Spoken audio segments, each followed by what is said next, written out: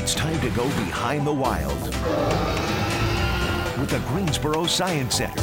Welcome to the Greensboro Science Center. I'm Erica Brown. Today, for the next 30 minutes, we'll be giving you an exclusive behind-the-scenes look at our aquarium, museum, and zoo. You'll see what it takes to provide our animals with top-notch care and learn how our team works together to keep them happy and healthy. We'll show you how our animals and exhibits can help to inspire you, our guests, to take action for conservation. Let's start with veterinary care. At the Greensboro Science Center, each and every animal is observed daily for any signs of illness or injury. Annual exams, routine vaccines, and quarantine exams for newly acquired animals are all part of the animal's regular health management plan. Watch now as veterinarian Dr. Sam Young explains some of these procedures.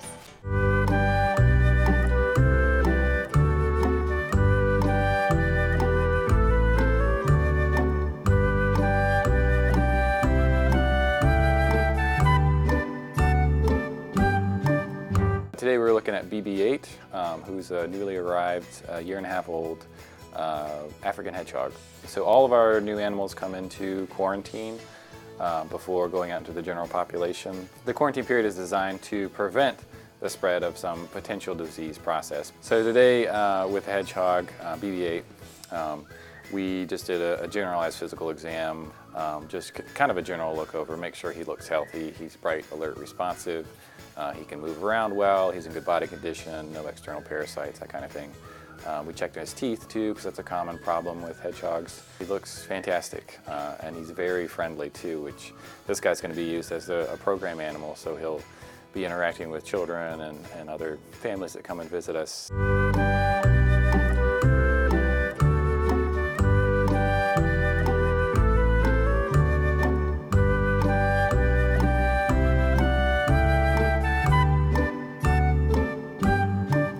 Fishing cats are a species from Southeast Asia. They're called fishing cats because they do actually do some fishing in the wild. They have a partial webbed feet. They have kind of a wild coloration, and spotting, and camouflage. Today we are giving Angler his third distemper booster vaccine, as well as his first rabies vaccine. Prior to the vaccines, we'll give him a shot of Benadryl. That'll help in the event that he might have a reaction to the vaccines. Then we'll get a small blood sample from him as well, and follow that with a physical exam. Since Angler is a young kitten right now, we're able to handle him. He's getting to the age where we probably won't be able to do that too much longer. For Angler, since he's a young fella, we're doing those. He has to get a series of those so he builds up the correct immunity to him.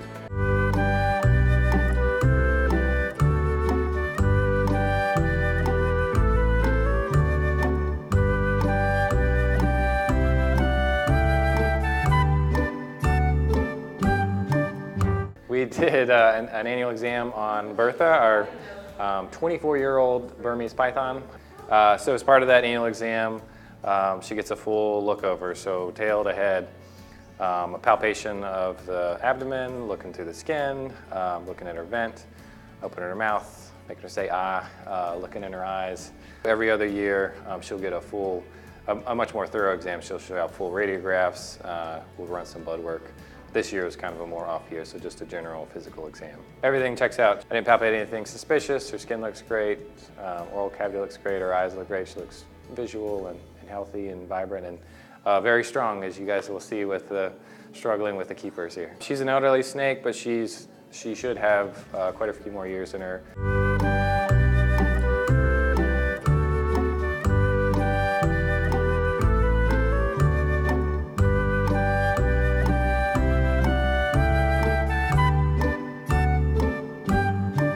Duke is a Javan gibbon who was born here about 5 years ago. He was hand-reared, and the whole center and a lot of Greensboro is really attached to him because they saw his story growing up. He had a broken arm several years ago that was plated by some specialists over towards Raleigh. So we like to check that every year. It's completely normal. But today he was just due for an annual exam. He was fully anesthetized, and during that time we do a full physical exam. He gets his vaccines updated, so he got rabies, tetanus, and MMR vaccine.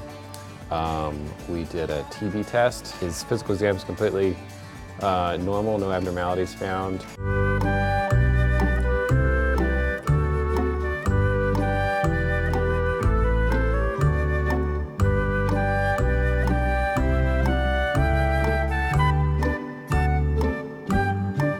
Today, as with many days, especially over the summertime, and throughout kind of the student breaks, we'll have students from the North Carolina State College of Veterinary Medicine come out and shadow us.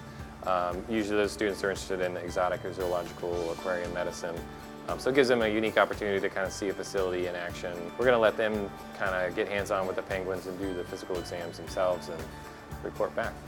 We're checking out their eyes, looking in the mouth, looking in the ears, listening to their heart and lungs, checking out their general feather quality, looking at their feet, give their belly a little palpation, manipulate the arms just a little bit, and check their joints. We're trying to booster their populations in captive situations, and we have a very successful breeding program here.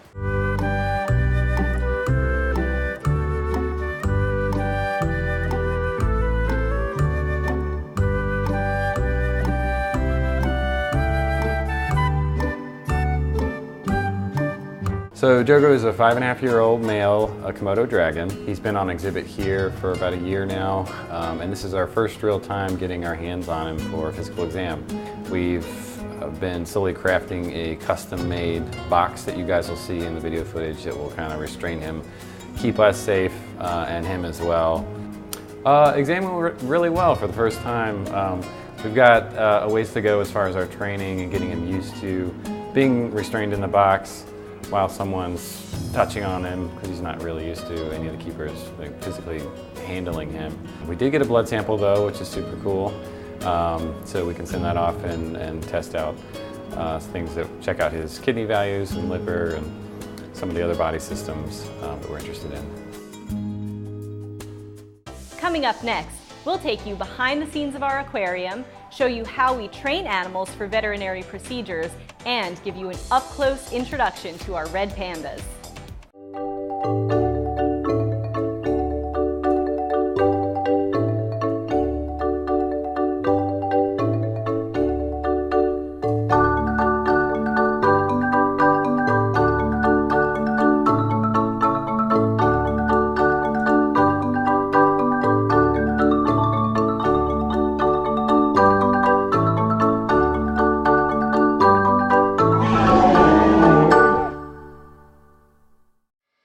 At Sky Wild, climb, soar, and zip through the trees above the Greensboro Science Center Zoo. Save $5 now. Use code FALL18 when you reserve online at skywild.org.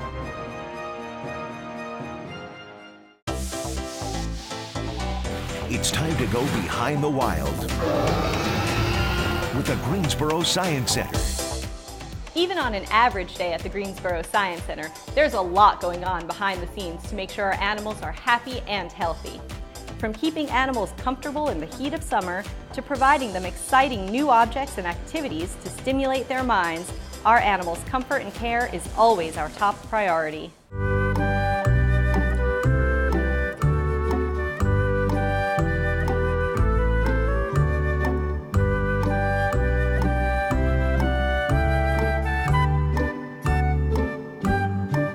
When it's hot out, we offer a variety of different things depending on the species. A lot of our animals have holding buildings that they can go into that are air conditioned. A majority of our animals that we have here at the Science Center out in the zoo are warmer climate animals. They come from warmer climates and they prefer it. We'll hose off some of our animals like our alpacas, our tortoises.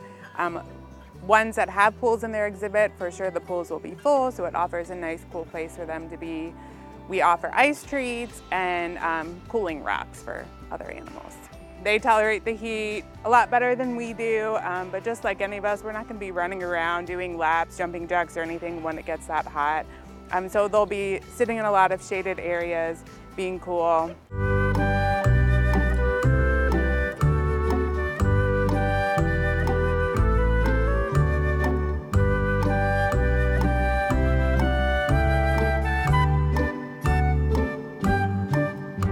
We come in 365 days a year, making sure these guys have the best possible life that we can provide. We clean up after them, make sure they have the right diets every morning, make sure they're healthy, and just general happiness we try to work on. You see a clean yard, happy animal eating, playing with the toys you let out for them, probably the most rewarding thing. Also, when a little kid comes by or an old farm woman who's like, this is a very clean barn, very rewarding when you have a sassy southerner saying, it's beautiful here. I just love taking care of the animals and making sure they're happy. Since if they're happy, visitors are going to be happy, so it's a cascading effect, and it brings a lot of pride to me just seeing everyone enjoy this area.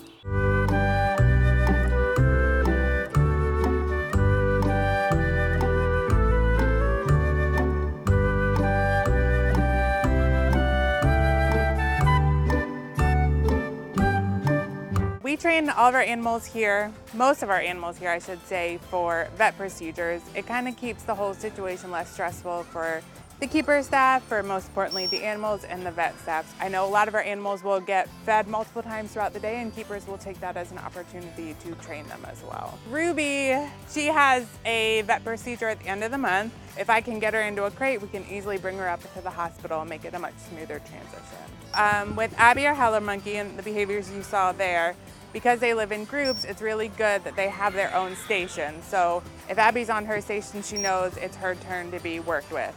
With a target, we can use that to learn other behaviors like a side present, or maybe going into another space, have him target and follow the target.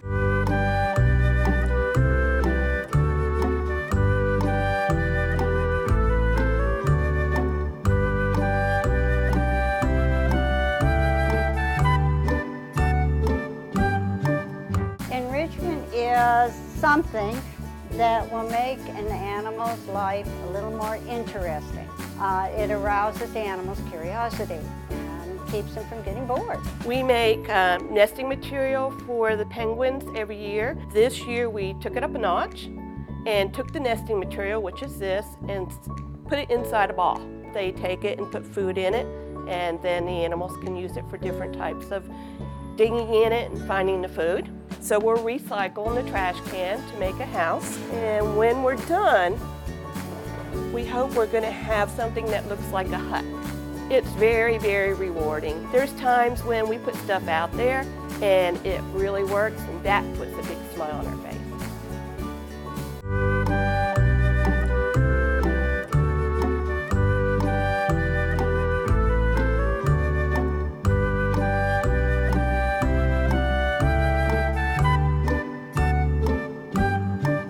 Quarantine is a period of time that any animals new to our facility have to go through when they first arrive here. And it's basically to ensure that they're not carrying any diseases or illnesses that they could pass on to the rest of our captive population. It's basically at least a 30-day period, and during that time we do a lot of fecal testing, physical exams, different sorts of examinations like that to make sure that we are fully aware of all of their health conditions. To be cleared from quarantine, they have to go ahead and get that clean bill of health from our vets, and then we make sure it has been at least 30 days as well, and then they should be able to be good to go out to their new areas. Stay tuned, more behind-the-scenes adventures at the Greensboro Science Center await. Up next, we're diving with the sharks and finding out the buzz about bees.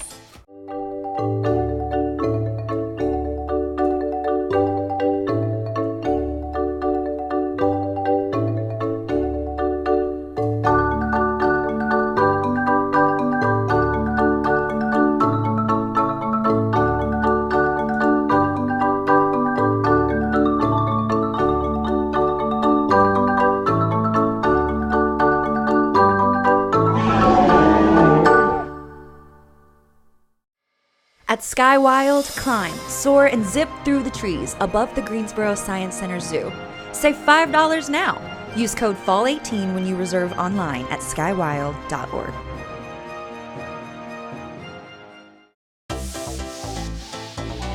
It's time to go behind the wild with the Greensboro Science Center.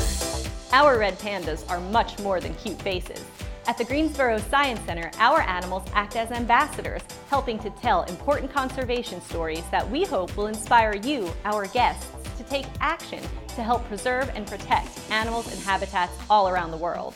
Watch now as we meet a few of these animals and learn about the conservation initiatives currently underway at the Greensboro Science Center.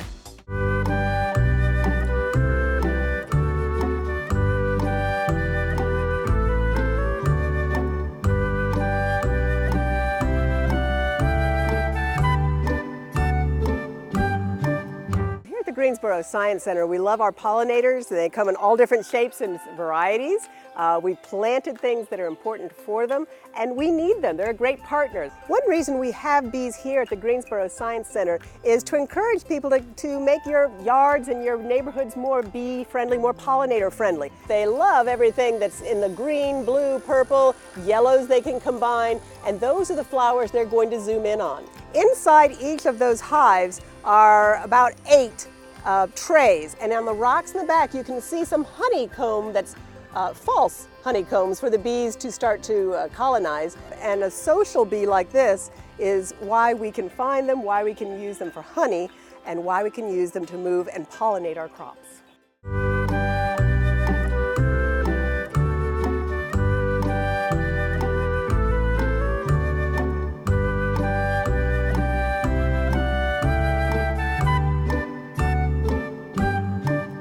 We have 8 different houses that we have scattered around the property for our bluebirds. Bluebirds will nest in pretty much any of these little houses. However, chickadees will also nest in the houses, so we do check them to see if anyone is there, and then we keep an eye on them to make sure that we watch eggs turn into fledglings and leave the nest. Parents are usually pretty nearby, so if you stand there for a few moments, you're going to see mom and dad. They may be squawking at you a little bit because they see that you're nearby, but they will be there and you'll be able to watch them go in and out of the nest box. We submit all the data that we get to NestWatch, which is an organization that tracks this information across the country so that we can see how birds are doing in their native habitats. Over time, eastern bluebirds have declined. We are seeing them start to bounce back because so many places are participating, and so to ensure that we have them around, we put up these houses.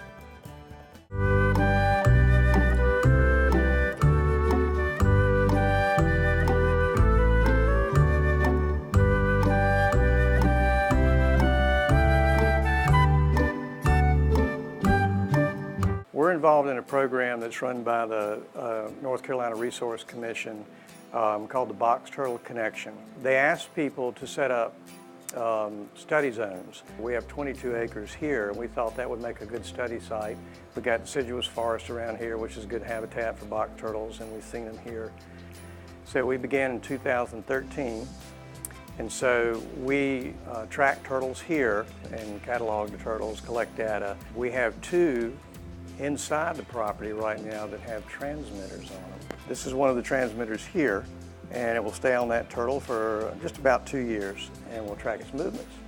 We log that information in on a specific website with the North Carolina Wildlife Resource Commission.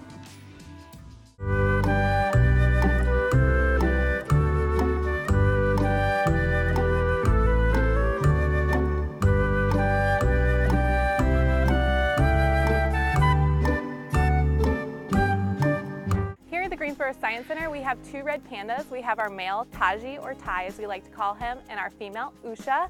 Tai is a little bit larger. He's lighter in color and has a birthmark on the white of his nose.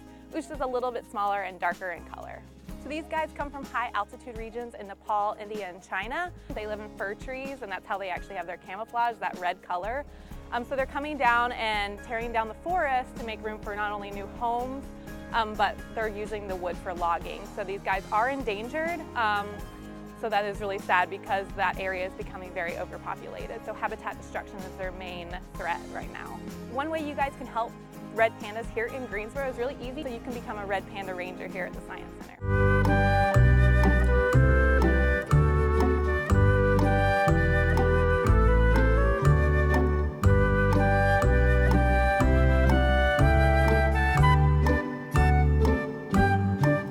The Tuxedo Trot. It's a 5K and kids fun run, and our entire purpose is to raise money for African penguins. We love our birds and they are endangered, and To date, we've raised almost $50,000 for these birds, and it's one of our most important conservation efforts here at the Science Center to do what we can to raise awareness and raise funds.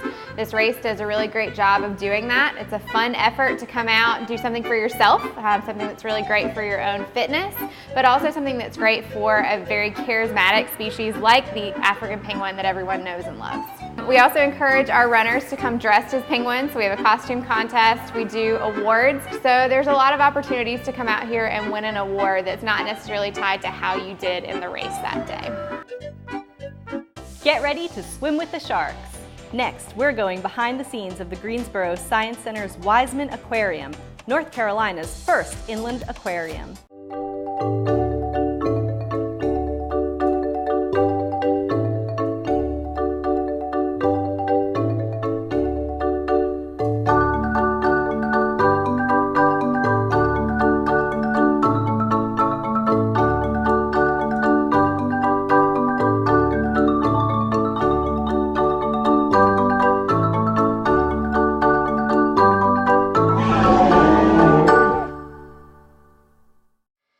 At Sky Wild, climb, soar, and zip through the trees above the Greensboro Science Center Zoo.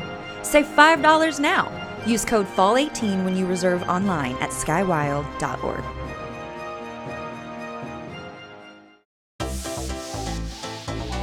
It's time to go behind the wild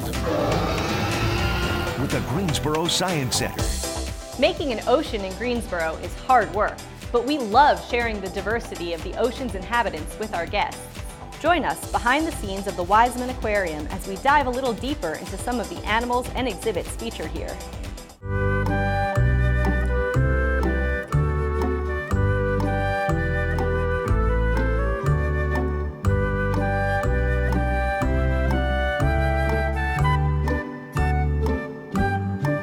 There's a diver in the water every day at 11 a.m. We use, first of all, an umbilical system that goes to the surface. And also part of that umbilical is our communications cable. Well, I have 3 roles while I'm in the tank. The first is I talk with the kids. They ask questions and I try to answer any of the questions that they have. And then I also am in there to scrub the tank to make sure that the algae doesn't grow too much. Then the third thing is just to kind of keep an eye on all of the animals. I'm not afraid of the sharks. They're, first of all, very adequately fed, and they don't eat people, they eat fish. For the most part, they just ignore us and we go about our business. We respect their space and they respect ours.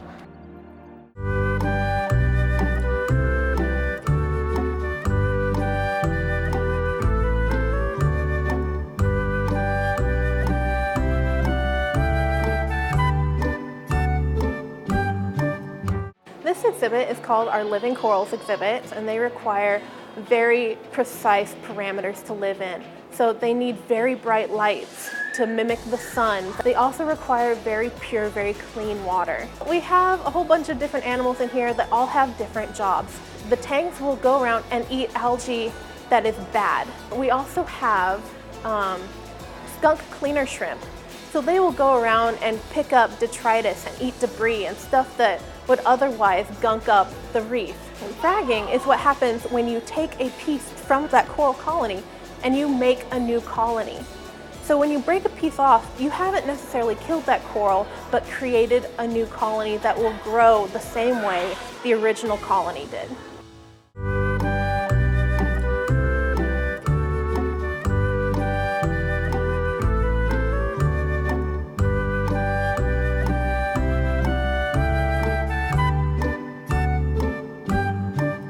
We have potbelly seahorses and line seahorses here at the Greensboro Science Center. Our potbelly seahorses, they have large pouches, that's how they got their name, potbelly. And our line seahorses, they are native to our coast, the Atlantic coast of the United States. And they have some distinguishing markings. They have a lined pattern, that's how they got their name, line seahorses. That's how you can tell them apart. Seahorses, these species are near threatened, and that is due to habitat destruction. We have multiple different populations from different facilities that have different genetic lines. So to be able to tell them apart is very important because they are part of a SSP, which is a species survival plan. So if we get recommendations to breed these seahorses, we need to know who mom and dad are of those babies.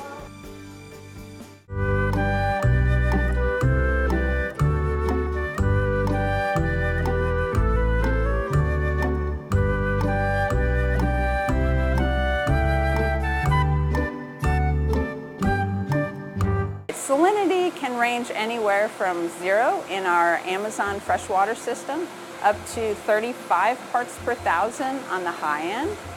Salinity is important because it helps with the osmotic balance in animals. So we have 0 for our freshwater systems, brackish water, which is about 15 parts per thousand in our small-clawed otter exhibit, all the way up to the high end at 35 parts per thousand in our coral tank. Salinity is measured with a device called a refractometer. You're using the salt crystals and light to create a refraction, and it's on a scale. So as we look through our device, we're going to make note of where that line falls on the scale. We measure a few different parameters every day: salinity, pH. We also do bromine. So what we're doing is we are measuring bromine for our exhibits that do have ozone applied to them. It's not a true indicator of ozone, but it's the one tool that we use to measure levels in our systems. Now we're going to take our sample, pour it in, and again we're looking for this as our level, and then we'll read the sample, and it gives us a level of 0.06. We hope you've enjoyed this behind-the-scenes look at the Greensboro Science Center. Join us on the Triad CW's Morning News every Thursday between 8 and 8:15 for a new episode of Behind the Wild. We'll see you soon.